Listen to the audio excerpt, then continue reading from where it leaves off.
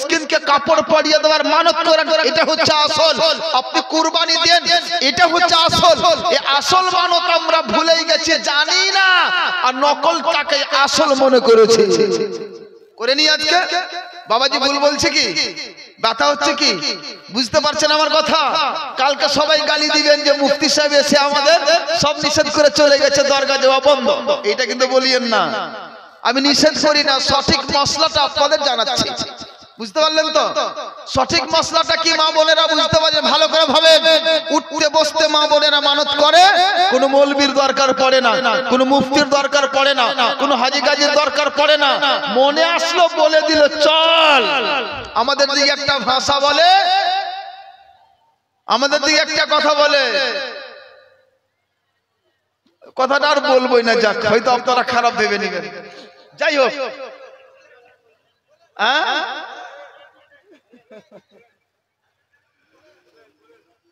ওই বলে যে এই দেখে উঠলো ভাই, চলতে বুবু দরগা যায়, এরকম একটা ব্যাপার আছে।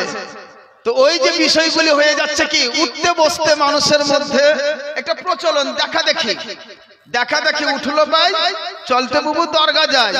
এটা ভাষা আমাদের প্রবাদ বাক্য আছে আমাদের দিকে, আপনাদের দিকে আছে নাকি এটা? হ্যাঁ আছে। ওই দেখা দেখি, ও করেছে ওর দেখে আমি শিখলাম, ও করেছে ওর দেখে আমি শিখলাম। এই শিখতে শিখতে শিখতে এমন হয়ে গেছে যে ওই দরগা শরীফে গিয়ে আর জায়গা পাওয়া যায় না। এমন হচ্ছে না? রবিবারের দিন এমন হচ্ছে জায়গা পাওয়া যায় না, বৃহস্পতিবার শুক্রবারের দিন জায়গা খুব অভাব। মানে এমন লোক যাচ্ছে প্রত্যেক কাজে মাজার, প্রত্যেক কাজে মাজার। আরে মাজার মুখী হওয়া করতে আল্লাহ পাকের মসজিদ মুখী হয়েছেন, আল্লাহ রাব্বুল আলামিন আপনার সব দূর করে দেবে। আল্লাহ রাসূল সাল্লাল্লাহু আলাইহি সাল্লামের সম্পর্কে পবিত্র হাদিসে আছে, আল্লাহ রাসূল সাল্লাল্লাহু আলাইহি সাল্লাম যখন কোন বিপদমুখী হতেন, যখন কোন অসুবিধায় পড়তেন, তখন আল্লাহ রাসূল কি করতেন? নামাজের দিকে অগ্রসর করতেন। বলেন সুবহানাল্লাহ। কি করতেন? নামাজের দিকে অগ্রসর করতেন, নামাজ পড়তেন, মসজিদে যেতেন। আর আমরা যখন বিপদে পড়ছি, আমরা মাজারে যাচ্ছি, মসজিদে যাওয়ার তৌফিক হয় না, হচ্ছে চাচ্ছি না আমরা। কারণ মসজিদে গিয়ে নামাজ পড়তে হবে, মাজারে গেলাম দোয়া করে চলে আসলাম। আরে মাজার যান, কিন্তু মাজার যাওয়ার একটাই উদ্দেশ্য হবে কি, যে উদ্দেশ্যটা হচ্ছে জিয়ারত করা।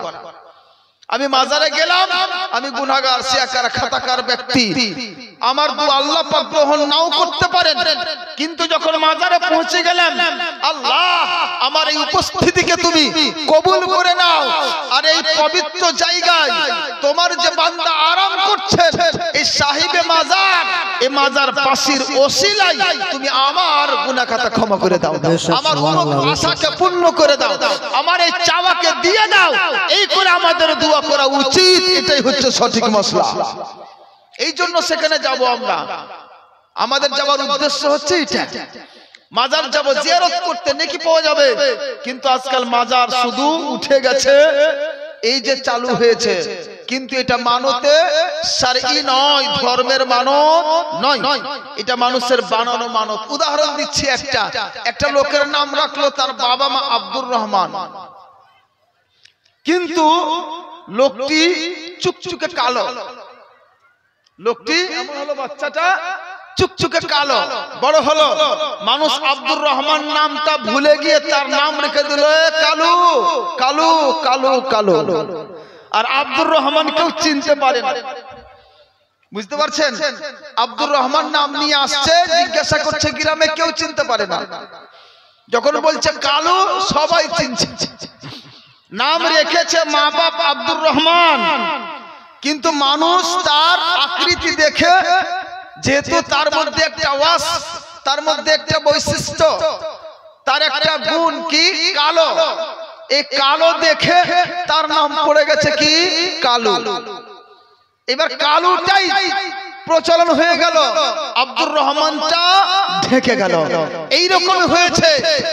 এবার আপনি বলেন, এই কালু নামটা তার বাবা মা রেখেছিল? রাখেনি। বাবা মা নিষেধ করলে পারবে থামতে? পারবে? বাবা মা বলছেন যা বলছিস বল। আসলটা ঢেকে গেল, নকলটা উঠে গেল। ওই রকমই হয়েছে। আল্লাহ রাব্বুল আলামিন বলছেন, যার ব্যাখ্যা আল্লাহ রাসূল দিয়ে দিয়েছেন, যদি বিপদে পড়ো মানত করো, নামাজ পড়বো 5 রাকাত 2 রাকাত 4 রাকাত, বিপদে পড়ো হজ করব, এইগুলো মানত মানো। বিপদে পড়ো রোজা রাখবো, এইগুলো মানত মানো। বিপদে পড়ো কুরবানি করব, এইগুলো মানত করো। বিপদে পড়লে গরিব মিসকিনকে খাওয়াবো, এই মানত করো। বিপদে পড়লে গরিব মিসকিনকে কাপড় পরিয়ে দেব, এই মানত করো। আল্লাহর রাসূল এই পদ্ধতি আমাদের দিয়েছেন, কিন্তু এই পদ্ধতিটাকে আমরা ভুলে গিয়ে নিজের সুবিধা দেখা দেখি চলতে বুবু দরগা যায়। এটাই হয়েছে না? দেখা দেখি হয়ে গেছে, আসলটা ভুলে গেছি, আর নকলটা যেটা আমরা বানিয়েছি দেখা দেখি চালু হয়ে গেছে। এইবার আজ থেকে মানত করবেন।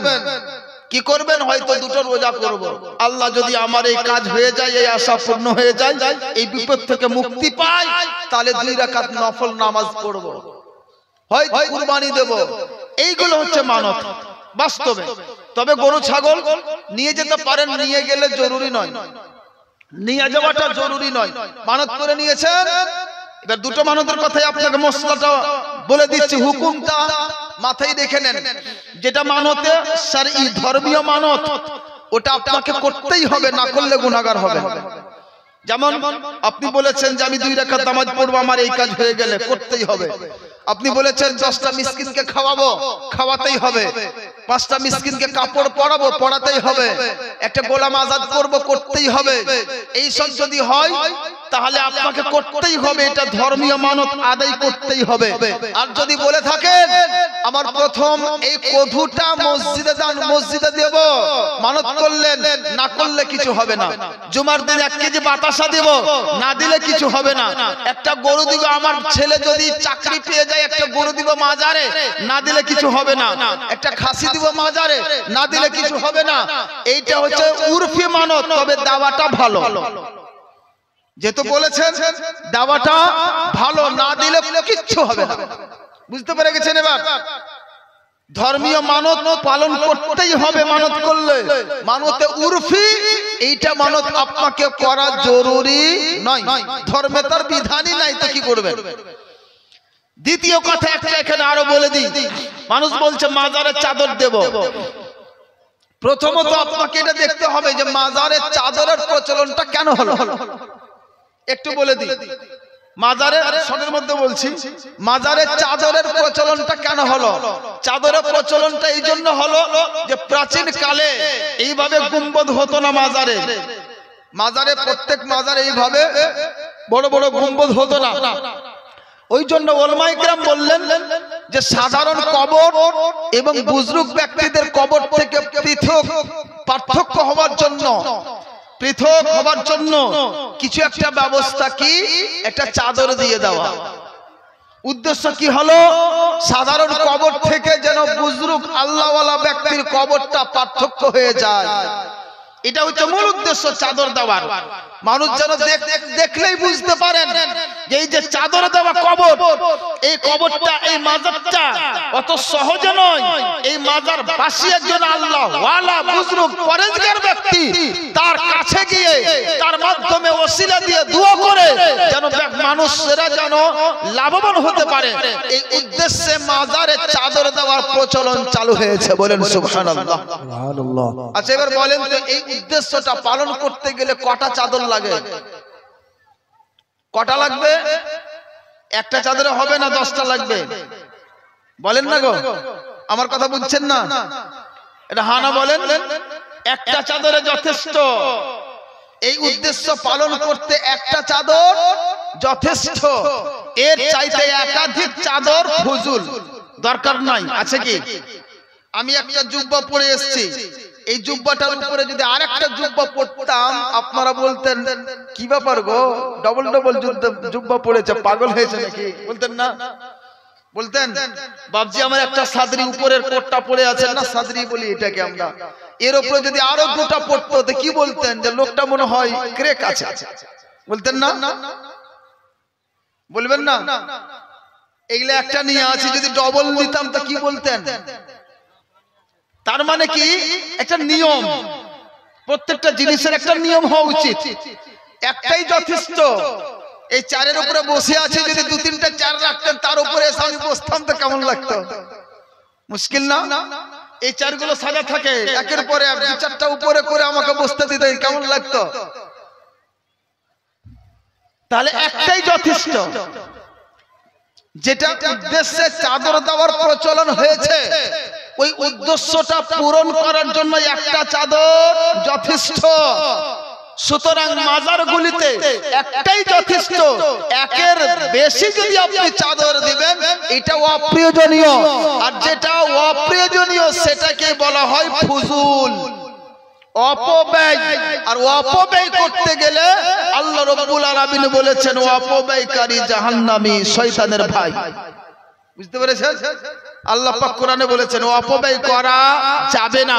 তার জন্য মাজার শরীফে এক সময়ে একটাই চাদর থাকবে, একাধিক চাদর দেওয়া জায়েজ নয়। ইমামে আহলে সুন্নাত আলা হযরত রাহমাতুল্লাহি তাআলা আলাইহি নিজের কিতাব আহকামে শরিয়তের মধ্যে তিনি উল্লেখ করে দিয়েছেন, যতক্ষণ পর্যন্ত যে কবরের চাদরটা দেওয়া আছে এই চাদরটা পুরাতন না হয়েছে, না ফেটে গেছে, খারাপ না হয়েছে, ততক্ষণ পর্যন্ত আবার চাদর চাপানো জায়েজ নয়। এটা ফুজুল। বুঝতে পারলেন? এটা কি ফুজুল। এবার আপনি চাদর চাপা আছে মাজারে, আবার একটা আপনি মানত করলেন, বাপজিও মানত করলেন, ওই দাদুও মানত করলেন, এই করে আমরা সবাই নিয়ে গিয়ে সেখানে চাদর চাপাতে লাগলাম। এবার আপনি দেখেন কটা চাদর হইলো, বেশি হলো কি কম হলো? এই চাদরগুলি যে বেশি চাদর হয়ে গেল, এই বেশি চাদর হওয়ার কারণে এটা ফুজুল হলো। আপনি চাদর চাপালেন নেকির জন্য, কিন্তু উল্টা এটা গুনাহ হয়ে গেল। উল্টা এটা কি হলো? গুনাহ হয়ে গেল। কারণ ফুজুলটা আপনার জায়েজ নাই। এই জন্য আপনাকে মাজারে চাদর মানত করাটাই উচিত নয়। 2016 সালে কেচুচা শরীফে আল্লামা মাদানী মিয়া সাহেব উপস্থিত, আমাদের ভারতের মধ্যে সবচাইতে বড় বড় আলিমদের মধ্যে উনি হচ্ছেন একজন শ্রেষ্ঠ আলিম। উনি নিজে বলছেন উনার আব্বা হুজুরের উরুসের সময় এলান করেছিলেন যে যে ব্যক্তিরা চাদরের মানত করেছেন ওই ব্যক্তিরা চাদর না এনে, এই জায়গাতে না এনে, নিজ নিজ এলাকায় হোক যেখানে হোক, এই চাদর না দিয়ে তুমি ওই জায়গাতে কোন গরিব মিসকিনকে, কোন তালবে ইলমকে ওই টাকাটা দিয়ে দেবে, ওই টাকাতে পাঞ্জাবি পাজামা সিলিয়ে দিয়ে দেবে। এই কবরে চাদর দেওয়া অপেক্ষা বেশি নেকি পাবে। কারণটা কি ছিল? কারণটা এটাই যে এখানে আপনি চাদর দেবেন, এটা প্রয়োজন নয়, অপ্রয়োজনীয় কর্ম হবে। অপ্রয়োজনীয় কর্ম হওয়ার কারণে এটা ফুজুল হয়ে গেল, বেশি হলো, যার ফলে আপনার লাভ চাইতে গুনাহ হবে। হ্যাঁ, যদি কোনো জায়গায় এমন হয় যে চাদরগুলো ভালো হয়, মোটা হয়, ওই চাদরটা মাজারে দেওয়া হলো, মাজার থেকে উঠিয়ে কোনো গরিব মিসকিনকে দেওয়া হয়, এমন যদি কিছু হয় তাহলে তার পদ্ধতি আলাদা। কিন্তু আমাদের উলামায়ে কিরাম বুজুর্গানের দ্বীনের যা প্রচলন, একটা চাদরই যথেষ্ট, একাধিক চাদর যথেষ্ট নয়। আপনি যাবেন আলা হযরত রহমাতুল্লাহ আলাইহির মাজারে, আমি নিজে দেখেছি ব্যানার লেখা আছে একাধিক চাদর মাজারে দেবে না, কিন্তু মানুষ শুনে না, বুঝে না, দিয়েই যাচ্ছে, চলেই যাচ্ছে। সচেতন হতে হবে। কেন দিবেন? একটাই চাদর যথেষ্ট। হ্যাঁ, আপনি চাদর না দিয়ে ফুল দিতে পারেন, যে কোনো ফুল নিয়ে যান, এক ডালি ফুল নিয়ে নিলেন, গিয়ে আপনি মাজারে চাপতে উঁচু করে দেন, কোনো সমস্যা নাই, জায়েজ আছে। কারণ কি? ওই ফুলটা যতক্ষণ পর্যন্ত সজীব থাকবে ততক্ষণ পর্যন্ত তাসবিহ পড়বে, আর যত তাসবিহ পড়বে ওই কবরবাসীর নেকি নামায়ে আমলের নেকি লিখতে থাকবে। এটা হাদিস বুখারী শরীফের হাদিসে আছে। তাহলে লাভ হবে ফুল দেওয়াতে। সাধারণ কবর হোক অথবা কোনো বুজুর্গের হলে তা আরো ভালো। আপনি চাদর না দিয়ে ওইখানে ফুল দিয়ে দেন, সবচাইতে ভালো। মাজারে এসেছেন, জিয়ারত করবেন, কিছুটা ফুল কিনে দিয়ে দেন। যত ভালো ফুল দিবেন ততই ভালো। এটা হচ্ছে লাভ। যাই হোক, মানতটা বুঝতে পেরেছেন? এবার হাত উঠে বলেন তো আলহামদুলিল্লাহ। আপনারা বুঝেননি? নতুন কথা আশা করি শুনতে পেলেন, কিন্তু মশলাটা নতুন নয়, পুরাতন মশলা আপনাদের কাছে নতুন। এটা বলিয়েন না যে নতুন নতুন মৌলবি, নতুন নতুন ফতোয়া, এই কথাটা কিন্তু ভুল। ফতোয়াটা আজকের নয়, আগেকারই ফতোয়া আছে, কিন্তু দুঃখের বিষয় আমাদের বয়স হয়ে গেল, দাঁত ঝরে গেল, দাড়ি পেকে গেল, শরীরের শক্তি শেষ হয়ে গেল, কালকে কবরস্থ হয়ে যাব, কিন্তু আজ পর্যন্ত এই মশলাগুলি জানতে পারলাম না। এটা দুঃখ করা উচিত, তাই না? যাই হোক, আল্লাহ রাব্বুল আলামিন সকলকে বুঝার এবং তার উপর আমল করার তৌফিক দান করুন। সকলে বলুন আল্লাহুম্মা আমিন। আল্লাহুম্মা সাল্লি আলা সাইয়্যিদিনা মাওলানা মুহাম্মদ ওয়া আলা আলি সাইয়্যিদিনা মাওলানা মুহাম্মদ। এবার হযরতে মারইয়াম রাদিয়াল্লাহু তাআলা আনহার কাছে আসি, আপনাদের নিয়ে আসি। উনার মা যে মানত করেছিলেন, ওই মানত করার কারণে হযরতে মারইয়াম রাদিয়াল্লাহু তাআলা আনহাকে বাইতুল মুকাদ্দাসে রাখলেন, আর তার দেখভাল করার জন্য দায়িত্ব পেলেন কে? তার খালু হযরতে জাকারিয়া রাদিয়াল্লাহু জাকারিয়া আলাইহিস সালাম। উনি একজন নবী ছিলেন। হযরতে জাকারিয়া পুরাতন কিতাব আল কুরআন, বিশ্বের জগতের যত বড় বড় কিতাব আছে সমস্ত কিতাবের কিতাব হচ্ছে আল কুরআন। সেই পবিত্র কোরআনের একটি সূরা আছে যার নাম হয় সূরা বাকারা, 2 নম্বর সূরা। প্রথম সূরা ফাতিহা, তার পরেই আছে সূরা বাকারা, অর্থাৎ 2 নম্বর সূরা। এই 2 নম্বর সূরার 194 নম্বর আয়াতে মহান রব্বুল আলামিন ঘোষণা দিয়েছেন। আল্লাহ বলছেন ওয়াত্তাকুল্লাহ, আল্লাহকে ভয় করো, ওয়ালামু আন্নাল্লাহ মাআল মুত্তাকিন, এবং জেনে রাখো যে আল্লাহ পাক খোদা ভীরু ব্যক্তিদের সঙ্গে আছেন। বলেন সুবহানাল্লাহ। আল্লাহ পাক খোদা ভীরু ব্যক্তিদের সঙ্গে আছেন। খোদা ভীরু মানে আল্লাহকে যারা ভয় করেন, ওই ব্যক্তিদের সঙ্গে আল্লাহ আছেন। ওই ব্যক্তিদের সঙ্গে আল্লাহ আছেন মানে আপনার সাথে আল্লাহ ঘোরাফেরা করবেন। কিসে আছে সঙ্গে? ওই ব্যক্তিদের সহযোগিতায় আল্লাহ পাক আছেন। ওই ব্যক্তিরা যখন আল্লাহকে ডাকেন, আল্লাহ সাড়া দেন। ওই ব্যক্তিরা বিপদে পড়ে আল্লাহকে ডাকেন, আল্লাহ তার বিপদ মুক্ত করে দেন। ওই ব্যক্তিরা যখন কোনো আশা রেখে আল্লাহকে ডাকেন, আল্লাহ পাক তার আশাকে পূর্ণ করে দেন। ওই ব্যক্তিরা যখন মহান রব্বুল আলামিনের কাছে যে কোনো জিনিসই চান, মহান রব্বুল আলামিন তাকে অবশ্যই দান করে দিন। বলেন সুবহানাল্লাহ। এই হচ্ছে আল্লাহ রাব্বুল আলামিন খোদা ভীরু ব্যক্তিদের সঙ্গে আছেন, এর অর্থ বুঝা গেছে? বুঝতে পারছেন আমার কথা? ইনশাআল্লাহ বুঝাবো। আল্লাহ রাব্বুল আলামিন খোদা ভীরু ব্যক্তিদের সঙ্গে আছেন, এই জিনিসটাই আজকে আপনাদের দেখাবো। আল্লাহ পাক কেমন করে ওই ব্যক্তিদের সঙ্গে আছেন, কতটা সহযোগিতা করেন, আর ওই ব্যক্তিরা মহান রব্বুল আলামিনকে কতটা চেয়েছেন, আমার এই বক্তব্যে আপনারা শুনতে পারবেন ইনশাআল্লাহ। ব্রাদার, আল্লাহ রাব্বুল আলামিন বলছেন ওয়াত্তাকুল্লাহ, আল্লাহর ভয় করো, আল্লাহর ভয় করো। এই আল্লাহর ভয় যে ব্যক্তিরা করেন, এই ব্যক্তিদেরকে আমরা বলি কি? মুত্তাকি, পরেজগার। মুত্তাকি মানে পরেজগার। উদাহরণস্বরূপ আপনাদের বুঝাই, পরেজগার আমাদের ভাষায় একটা ভাষা প্রচলন আছে, প্রচলিত আছে। ভাষাটা হচ্ছে কি? পরজি। আপনাদের এখানে বলে কি?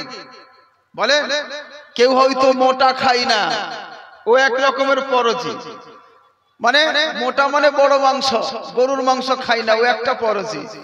কেউ হয়তো খাসিও খায় না, ও একটা পরজি। কেউ একটা কোনো মিট খাই না, ও বড় পরজি। কেউ আছে কোনো আমিষ কিছুই খাই না, শুধু ও তরকারি, নিরামিষ। নিরামিষ ছাড়া ওর মোটেও চলে না, ও আরো বড় পরজি, তাই না? তো পরজির একটা কোয়ালিটি আছে, কেউ বেশি বাঁচে, কেউ কম বাঁচে, সবাই কিন্তু পরজি। সবাইকে বলা হয় কি? পরজি। ওই মতোই আল্লাহ রাব্বুল আলামিন যেহেতু বলছেন ওয়াত্তাকুল্লাহ, আল্লাহর ভয় করো। আল্লাহ রাব্বুল আলামিনের ভয় করার দিক দিয়েও কয়েকটা কোয়ালিটি আছে। তার মধ্যে প্রধান কোয়ালিটি হচ্ছে দুটি, একটাকে নিয়ে নেন চরমপন্থী আর একটা হচ্ছে নরমপন্থী। একটা এমন আছে যে ব্যক্তিরা অতিরিক্ত ভাবে আল্লাহর হুকুম পালন করে, বলেন সুবহানাল্লাহ, চরম ভাবে আল্লাহ পাকের হুকুম পালন করে, ওই ব্যক্তিদেরকে বলা হয় মুত্তাকি। সুবহানাল্লাহ, কি বলবো? মুত্তাকি, চরম ভাবে। আর কিছু লোক আছে যে ব্যক্তিরা চরম ভাবে নয়, নরম ভাবে উনারা আল্লাহকে ভয় করেন। চরম ভাবে যারা ভয় করেন তাদের ব্যাপারটা হচ্ছে কি, যে আল্লাহ রাব্বুল আলামিন যে সমস্ত জিনিস নিষেধ করেছেন ওই সমস্ত জিনিসের ধারে কাছেও চাই না, তার 80 কোষ দূর থেকেই তাকে সালাম করে দেয়।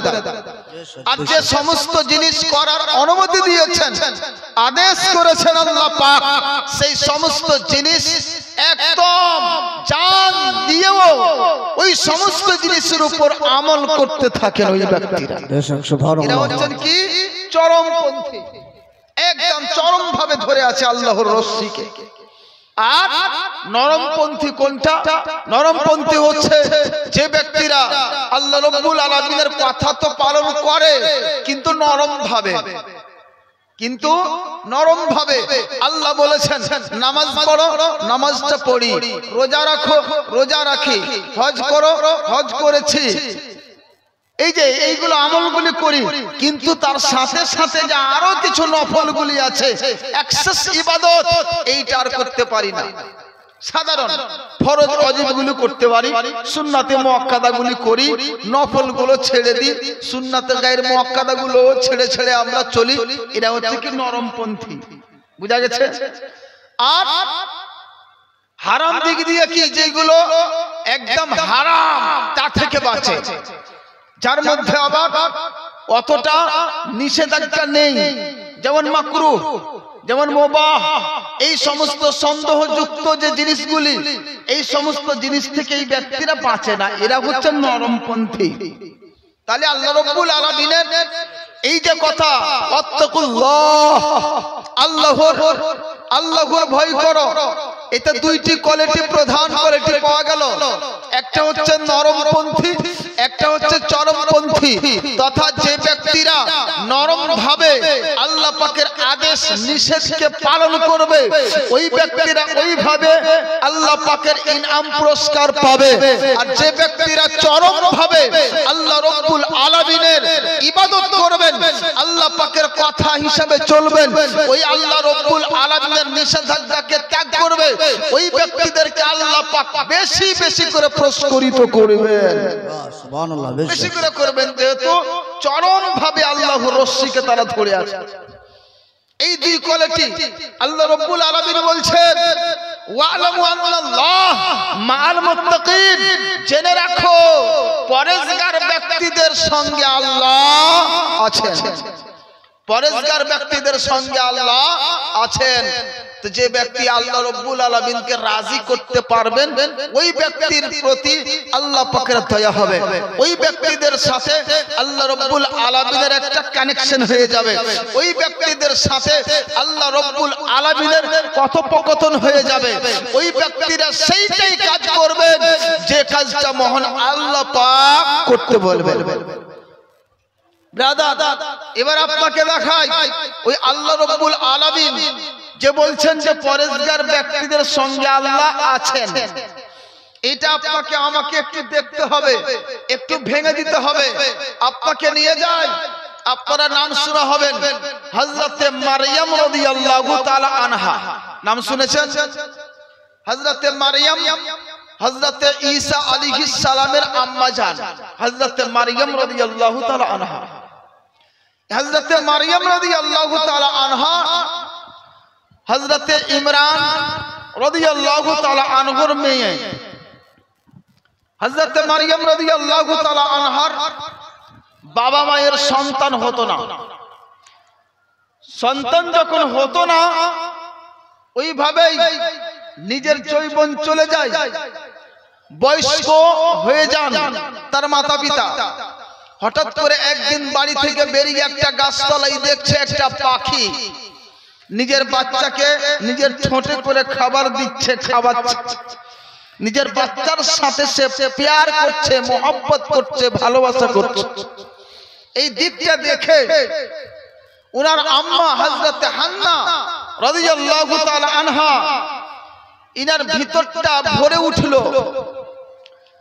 যে এই একটা পশু, একটা পাখি, এই পাখির বাচ্চা আছে, নিজের বাচ্চার সাথে প্রেম প্রীতি ভালোবাসা স্নেহ মমতা দেখাচ্ছে, আমি একটা কোন হতভাগা, আমি একটা বাচ্চা পাইনি। এই করে তার ভিতরে অনুভূতি আসলো। আল্লাহ রাব্বুল আলামিনের দরবারে সেই তার মা তথা হযরত হান্না রাদিয়াল্লাহু তাআলা আনহা নজর করলেন, মানত করলেন। কিসের মানত? আল্লাহ, তুমি যদি আমার গর্ভে যদি তুমি একটা বাচ্চা দাও, তাহলে আমি তোমার এই যে বাইতুল মুকাদ্দাস, যে আমাদের মসজিদ, প্রথম কিবলা, এই বাইতুল মুকাদ্দাসের আমি তার খাদিম হিসেবে তাকে নজর করে দেব, মানত করে দেব। সুবহানাল্লাহ। মানে বাইতুল মুকাদ্দাসের খিদমতের জন্য ওই সময় নিজ ছেলেদেরকে দেওয়া হতো, খিদমত করার জন্য মানত করা হতো। ওই মানত করতে গিয়ে দেখা যাচ্ছে ইনিও মানতটা করলেন যে যদি আমার পেটে যা কিছু আছে, আমি মানত করলাম বাইতুল মুকাদ্দাসের খিদমতে দেব। এই করলো। হযরত হান্না রাদিয়াল্লাহু তাআলা আনহার সন্তান হচ্ছিল না, এই জন্য নজর করেছিলেন, মানত করেছিলেন। কিন্তু ব্রাদার, এইখানে দু চারটি কথা আমি মানত নিয়ে বলছি, এই কথাটি আগে বলে দিই, তারপরে মানত করলেন। কিন্তু আল্লাহ রাব্বুল আলামিন ছেলে দিলেন না, মেয়ে দিয়ে দিলেন। সমস্যা। এবার মেয়েকে কি করে দিব? ছেলে হলে মসজিদের কাজে নিযুক্ত করে দিতাম, খাদিম হিসেবে সেখানে দিয়ে দিতাম, দান করে দিতাম। কিন্তু এবার তো মেয়ে হয়ে গেল, কি করা যাবে? ওই সময় আল্লাহ রাব্বুল আলামিনের যারা আলিম ছিলেন, সেই সমস্ত আলিমের পরামর্শে তখন তিনি বললেন যে না, যেহেতু মানত করেছো, এই মানতটা পূর্ণ করতে হবে। হযরত হান্না রাদিয়াল্লাহু তাআলা আনহা হযরত মারইয়াম তার মেয়েকে বাইতুল মুকাদ্দাস, যে মসজিদ, এই বাইতুল মুকাদ্দাসে ওয়াকফ করে দিলেন। এবার ওয়াকফ করতে গিয়ে তার দেখভাল কে করবে, এটা নিয়ে অনেক কথাবার্তা হলো। শেষ পর্যন্ত সেখানে লটারি হলো। লটারিতে বারবার হযরত জাকারিয়া আলাইহিস সালামের নাম উঠলো। বলেন সুবহানাল্লাহ। এই জাকারিয়া আলাইহিস সালাম আবার কে? হযরত জাকারিয়া আলাইহিস সালাম হচ্ছেন হযরত মারইয়ামের খালু। খালু বুঝেন তো? পিসা, যাকে আমরা এখন কি বলি? এখন খালু। হযরত জাকারিয়া আলাইহিস সালাম এর স্ত্রী হযরত ঈসা, আর হযরত ঈসার বোন ছিল হযরত হান্না। এই দুই বোন, হযরত জাকারিয়ার স্ত্রী হযরত ঈসা, আর হযরত ঈসার বোন যেটা হান্না, তার স্ত্রী হচ্ছে হযরত ইমরান। তো হযরত হান্নার পেট থেকে হযরত মারইয়াম, মানে ওর নিজস্ব খালু, যখনই কোরআন নাযিল করলো, লটারি করলো, বারবার কিন্তু হযরত জাকারিয়ার নাম আসলো। হযরত জাকারিয়া আলাইহিস সালাম তখন তার দেখভাল করতে লাগলেন। বলুন আলহামদুলিল্লাহ। যেহেতু পর্দার ব্যাপার নাই, নিজের খালু, এই হিসাবে তার দায়িত্বেই থাকলেন। এখানে আমি রেখে দু চারটি কথা আপনাকে বলি জানার জন্য। এই যে মাজার আছে এখানে, যার জন্যই বলছি, এই মাজারে আমরা মানত করি। মাজারে মানত করি কি? চাদর দেব। মাজারে মানত করি কি? খাসি দেব। আমার ছেলে চাকরি পেয়েছে, একটা গরু দিব। এইসব মানত এখানে হয় কি? হয়। গোটা পশ্চিম বাংলায় হয় এসব। বিহার, ইউপি আর অন্য জায়গায় নাই। বাংলাদেশ আর আমাদের এই পশ্চিম বাংলা, এর মধ্যে এটা খুবই প্রচলন হয়েছে। মাজারে চাদর দেওয়া, আর মাজারে এই গরু ছাগল নিয়ে গিয়ে সেখানে জবাই করে মানুষকে খাওয়া। এটা ভালো কাজ, খারাপ নয়। এটা কি ভালো কাজ খারাপ নয়, কিন্তু তার পদ্ধতিগুলি আমরা জানি না। প্রথমত আপনাদের বলি, মানত হয় দুই প্রকার। মানত ক প্রকার? দুই প্রকার। একটা হলো মানতে শারঈ, অপরটি হলো মানতে উরফি। মানতে শারঈ যেটাকে বলা হয়, এটা হচ্ছে আল্লাহ পাকের আদেশ মোতাবেক।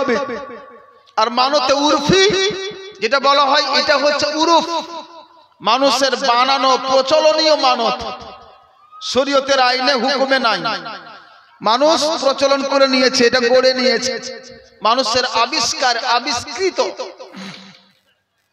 এবার মানতের শারঈটা কোনটি ভালো করে বুঝবেন, কিন্তু প্রয়োজন আছে, বিশেষ করে মা বোনেরা এদিকে বিশেষ করে লক্ষ্য দিবেন। হুট করে তারা কিন্তু মানত মানে, মানতের দিকটা লক্ষ্য রাখবেন। এইটা মানতের শারঈ কোনটি? মানতের শারঈ হচ্ছে সেটা যেটার আদেশ আল্লাহ পাকের পক্ষ থেকে আছে। পবিত্র কোরআনে আল্লাহ পাক মানতকে পূর্ণ করার কথা বলেছেন, ওইটা হচ্ছে ধর্মীয় মানত। কোনটি? আমার ছেলে অসুস্থ হয়েছে, আল্লাহ আমার ছেলে যদি সুস্থ হয়ে যায় তাহলে আমি একটা গোলাম আজাদ করব, আমি 2 জন 4 জন 5 জন 10 জন মিসকিনকে খাবার খিলাবো, আমি হয়তো মসজিদে কোন জিনিস দান করব, আমি একটা গরিব মিসকিনকে কাপড় পরিধান করিয়ে দেব, অথবা আমি 1টি 2টি 3টি 4টি 5টি যতটা সম্ভব আমি রোজা রাখবো। এইগুলো হলো মানতে শারঈ। বলেন মানতে শারঈ। যেমন আল্লাহ রাসূল সাল্লাল্লাহু আলাইহি সাল্লাম বলেছিলেন মা ফাতিমা রাদিয়াল্লাহু তাআলা আনহাকে, যখন 2 ভাই অসুস্থ হয়েছিলেন, হযরত হাসান ও হুসেন, তো নবী আমার বলেছিলেন রোজা রাখো, রোজার মানত করো। হযরত মা ফাতিমা রাদিয়াল্লাহু তাআলা আনহা রোজা রাখলেন, রোজা রাখা শেষ হয়নি, তার 2 ছেলে সুস্থ হয়ে গেছে। সুবহানাল্লাহ। আল্লাহ রাসূল বলেছিলেন এই রোজা রাখতে পয়সা লাগে, পয়সা লাগবে, আরো তো বেঁচে যাবে, খাবার সারা দিন না খেয়ে থাকবে, পয়সা লাগবে না, কষ্ট হবে একটু, কিন্তু নেকি হবে। এটা হচ্ছে ধর্মীয় মানত। এটা হচ্ছে কি? ধর্মীয় মানত। আল্লাহ রাসূল বলেছেন, পবিত্র কোরআন বলছে এইভাবে মানত করতে, এটা ধর্মীয় মানত। অথবা মিসকিনকে খাওয়াবো 2 জন 4 জন 5 জন, ধর্মীয় মানত করতেই হবে। অথবা বলবেন যে একটা কুরবানি দেব, মানত করলাম আমার ছেলে ভালো হয়ে গেলে একটা কুরবানি দেব, এটা মানত, ধর্মীয় মানত। মানে কোন ইবাদতকে নিজের উপরে জরুরি করে নেওয়া, এটা হচ্ছে ধর্মীয় মানতের অর্থ। বুঝতে পেরেছেন কিনা এবার? আর যেটা হচ্ছে উরফি মানত, প্রচলনীয় মানত, সেই মানতটা কি? সেই মানতটা হলো জুমার দিন আছে 1 কিলো বাতাসা নিয়ে গিয়ে দিয়ে দিলাম, আমার বাড়িতে একটা হয়তো কদুর গাছ হয়েছে, প্রথম কদুটা নিয়ে মসজিদে দিয়ে দিলাম, বা বললাম প্রথম কদু হইলে মসজিদে দেব। আমি একটা আমের গাছ লাগালাম, প্রথম আম যতটি হবে মসজিদে দিয়ে দেব, মাদ্রাসায় দিয়ে দেব, মাজারে দিয়ে দেব। আমার ছেলে পাস করলে আমি একটা খাসি মাজারে দেব, আমি একটা গরু মাজারে দেব, আমি একটা এইরকম কিছু হয়তো ছোট ছাগলই মাজারে দেব, বা মাজারের চাদর চাপাবো। এই সব কি? উরফি মানত। উরফি মানত মানে প্রচলনীয় মানত। ব্যাপারটা কি হয়েছে? এই মানতটা মানুষে বানিয়ে নিয়েছে মানত, আসল মানতটা ভুলে গেছে, আর এটা হচ্ছে নকল মানত। এটা কি? নকল মানত। মাজারে চাদর দিয়ে দেওয়া নকল মানত, মাজারে গরু বকরি এইসব গরু ছাগল মানত করা এটা নকল মানত। আল্লাহ পাকের আদেশ নয়, রাসূলের আদেশ নয়, মানুষ প্রচলন চালু করে দিয়েছে, এটাতে শরীয়তে নিষেধ নাই, তার জন্য এটা জায়েজ বলেছেন। বুঝেছেন? মানুষ এটা চালু করে দিয়েছেন, কিন্তু শরীয়তে নিষেধ নাই, এই জন্য এটা জায়েজ, কেউ নাজায়েজ হারাম বলে না। বুঝেছেন? আমরাও সেখানে যাই, দোয়া ফাতিহা করে দিই, জায়েজ আছে করলাম, তবে এটা মানত আসল মানত নয়। শরীয়তের মানত নয়। আজকে আমরা এমন পাগল, আসলটাকে ছেড়ে দিয়ে নকলটার দিকে বেশি পাগল আছি না? আজ পর্যন্ত আমরা জানি যে মানত, আসল মানতটা কোনটা জানতেন? আজকের আগে আপনারা শুনেছেন কেউ? হাত উঠান তো, বলেন তো কেউ শুনেছেন? এর আগে কেউ শুনেছিলেন? কেউ শুনেননি। আসল মানত কি আমরা জানি না, কিন্তু আসল মানতে কোনো খরচা নাই। আপনি বাড়িতে বসে বসে 4টা রোজা করতে পারবেন, কিন্তু ব্যাপারটা কি, রোজা রাখলাম বাড়িতে ভিতরে চুপ করে থেকে গেলাম, আমার নাম হলো না, আমার প্রচার হলো না, আমার ছেলে চাকরি পেয়েছে, 50,000 টাকা মাসিক বেতন পাচ্ছে, এইটা প্রচার হলো না। গরু খাওয়াবো, একটা প্রচার হবে, এই প্রচারের জন্য আমরা নফসের গোলাম, আজকে ওই ইবাদত না করে, আজকে ওই রকম কুরবানি না করে মাজারমুখী হয়ে গেছে আজকের সুন্নি মুসলমান। এই জন্য মাজারের মধ্যে বেশিরভাগ খোরাফাত চলছে। আমি মাজারে যেতে নিষেধ করছি না, কিন্তু মাজারে যাওয়ার একটাই উদ্দেশ্য হবে কি, জিয়ারত করা। মাজারে খাসি বকরি নিয়ে যাওয়া এইটা কোনো জরুরি নয়, কোনো ধর্মেও নাই, এটা কোনো আদেশ করছেন না, তবে নিষেধও নাই। দুটোই দিক, যেতে পারেন, কিন্তু কথাটা হচ্ছে যে আসলটাকে ছাড়লেন কেন? নকলের দিকে এত কেন উৎপাত? প্রশ্ন হচ্ছে এত কেন হইচই নকলটাকে নিয়ে? আসলটা কোথায় গেল? আসলটার দিকে দেখেন, আসল হচ্ছে রোজা রাখা। যাই হোক, নাম নিয়ে আলোচনা করছি না। তো হযরতে ইমাম আবু হানিফা রাদিয়াল্লাহু তাআলা আনহুর নাম কি হচ্ছে? নোমান বিন সাবিত, মানে ইমাম আবু হানিফা, এটা উনার উপাধি। তো হযরতে নোমান বিন সাবিত তথা ইমাম আবু হানিফা রাদিয়াল্লাহু তাআলা আনহু একদিন রাস্তা দিয়ে যাচ্ছেন, যেতে যেতে উনার কাপড়ে কিছুটা নোংরা লেগে যায়, এতটা লেগেছে যেটা এক সিকি চাইতে কম। সঙ্গে সঙ্গে তিনি একটা পুকুরে নেমে ওটা ধৌত করছেন, ধুচ্ছেন। পাশ থেকে একজন ব্যক্তি বলছে, হুজুর ব্যাপারটা কি? হুজুর ব্যাপারটা কি? যে এই যে আপনার তো ফতোয়া যে যদি 1 টাকা পরিমাণ চাইতে কম লেগে যায় কোনো নোংরা, তাহলে তো আপনার কাপড়টা পবিত্রই থাকবে, শেষ হয়, এটা নোংরা হয় না, নাপাক হয় না, আপনি আবার এটা পরিষ্কার করছেন। তখন ইমাম আবু হানিফা রাদিয়াল্লাহু তাআলা আনহু সেই ব্যক্তিকে বললেন, হ্যাঁ ঠিক বলেছো তুমি, তবে সেটা ছিল ফতোয়া আর এটা হচ্ছে আমার তাকওয়া। বলেন সুবহানাল্লাহ। ওইটা হচ্ছে ফতোয়া, এটা হচ্ছে তাকওয়া। ফতোয়া হচ্ছে কি, যে 1 টাকা পরিমাণ চাইতে কম যদি নোংরা লেগে যায় আপনার কাপড়ে, ওই কাপড়ে নামাজ হয়ে যাবে, কিন্তু ওই তা সত্ত্বেও ওটাকে যদি পরিষ্কার করে নামাজ পড়েন আরো উত্তম হবে, এটা হবে তাকওয়া, পরহেজগারি বেশি।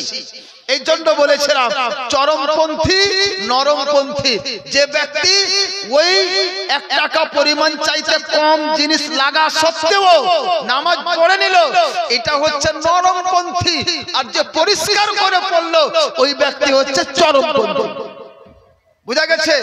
তাকওয়া এবং ফতোয়া, ফতোয়া আলাদা, তাকওয়া এই জন্যই আলাদা। তাকওয়াতে বেশি বেশি করে বাঁচতে হবে। আল্লাহ পাক বলছেন, ওয়াত্তাকুল্লাহ, তোমরা তাকওয়া ইখতিয়ার করো। কি বলছেন? তাকওয়া ইখতিয়ার করো। আমার আপনার ইমাম আবু হানিফা রাদিয়াল্লাহু তাআলা আনহুর যুগে একবার একটা বাড়ি থেকে ছাগল চুরি হয়ে যায়। কি হয়? ছাগল চুরি হয়েছে। এই ছাগল চুরি হয়ে গেল। ছাগল চুরি হয়ে যাওয়ার পরে হযরত ইমাম আবু হানিফা রাদিয়াল্লাহু তাআলা আনহুর কানে যখন খবর আসলো যে ছাগল চুরি হয়েছে, তিনি তখন জিজ্ঞাসা করলেন যে আচ্ছা বলো তো, একটা ছাগল কতদিন বাঁচে? একটা ছাগল কতদিন বাঁচে? মানুষেরা বলল যে হুজুর খুব বাঁচলে 7 বছর। কত বছর বাঁচে ছাগল? 7 বছর। তখন ইমাম আবু হানিফা রাদিয়াল্লাহু তাআলা আনহু বলে উঠলেন, আজ থেকে আমি প্রতিজ্ঞা করলাম 7 বছর ধরে আমি কোন ছাগলের মাংস খাবো না, খান নেই। কারণটা কি হতে পারে? ওই ছাগল চুরি হয়েছে, চুরি করা ছাগল কেউ কিনে নিয়েছে, আর ওই ছাগল জবাই করেছে যার মাংস আমার কাছে চলে এসেছে, আমি খাচ্ছি, ভক্ষণ করছি। এই সন্দেহের কারণে আমার আপনার ইমাম 7 বছর ধরে ছাগলের মাংস খাওয়া ত্যাগ করে দিলেন। সুবহানাল্লাহ। ছাগলের মাংস খাওয়া তার জন্য জায়েজ ছিল, কিন্তু আমার আপনার ইমাম ছাগলের মাংস ওইভাবে খেলেন না, ছেড়ে দিলেন। কারণটা কি? ছেড়ে দেওয়াটা উনার তাকওয়া, আর খেয়ে নেওয়াটা হচ্ছে ফতোয়া। তার জন্য বলবেন যারা ছাগলের মাংস খেয়েছে তারা কি গুনাহগার? না, গুনাহ কারো হয়নি, বরঞ্চ যে ব্যক্তিরা খেয়েছে তারাও শরীয়তের উপর আমল করেছে, আর ইনি যে খাননি ইনিও শরীয়তের উপর আমল করলেন। এই জন্যই আল্লাহ পাক পবিত্র কোরআনে বলছেন ওর উপর আমল করো, ওয়াত্তাকুল্লাহ, আল্লাহর ভয় করো। শেষ হয়ে গেল? যা 50 পিস ছিল, বেশি আনিনি তো। যাক, শেষ হয়ে গেল। আমি কি জানি আরো নিয়ে আসতাম, অনেক বই ছিল। আমি তো আবার ভয়ে ভয়ে নিয়ে আসলাম যে সেল হবে কিনা, আবার ধুয়ে আমাকে ফিরে নিয়ে যেতে তো হবে না। যাক, আলহামদুলিল্লাহ, রাখেন। ইনশাআল্লাহ আবার কখনো মৌকা হবে, যদি আপনাদের ভালোবাসা হয় আবার পাবেন আশা করি। কি আছে কিন্তু কিন্তু আমাদের ব্যাপারটা হচ্ছে কি, নতুন চেহারা আছে। আগে আমি বলেছি না, যাকে একবার দেখে নিলাম দ্বিতীয়বার আর নাই। যাক, সেটা আপনাদের ভালোবাসা, আপনাদের প্রতি ডিপেন্ড। ইনশাআল্লাহ যাবেন কালিয়াচক, যদি কেউ যায় কালিয়াচক মুসলিম বুক ডিপো, যদি কেউ কালিয়াচক যান, ইমাম সাহেব আপনারা যারা আছেন কালিয়াচক যাচ্ছেন, হয়তো গিয়ে কিছু বই আনতে পারেন। আর বিশেষ করে আমি মা বোনদেরকে বলবো, মা বোনদের জন্য আমার একটা বই লেখা আছে, মহিলাদের সাজসজ্জা তার বিধান। মাথার চুল থেকে নিয়ে পায়ের নখ পর্যন্ত কোনটা পোশাক জায়েজ, কোনটা নাজায়েজ, কোনটা অলংকার জায়েজ, কোনটা নাজায়েজ, পর্দা কিভাবে করতে হবে, পরিপূর্ণ বয়ান তাতে আছে। যদি আপনি কিনতে না পারেন, গুগলে গিয়ে সার্চ করবেন মহিলাদের সাজসজ্জা ও তার বিধান, আমার নাম এখানে লিখতে পারেন, দেখবেন সেখানে ওই বইটা পেয়ে যাবেন। ওই বইটা পড়বেন, প্রত্যেকটা মহিলাকে ওই বইটা পড়া খুবই জরুরি বিষয়। আজকাল পর্দা নিয়ে খুব গর্দা উড়িয়ে বেড়াচ্ছে, এই জন্য খুব প্রয়োজন বাবাজি ভাইয়েরা আপনারা ওই রকম বইগুলো পড়ান, যাতে তারা পর্দা করতে শিখে আর স্বামীর সেবা করতে শিখে। এই হিসাবে নারে তাকবীর, নারে রিসালাত, মাসলাকে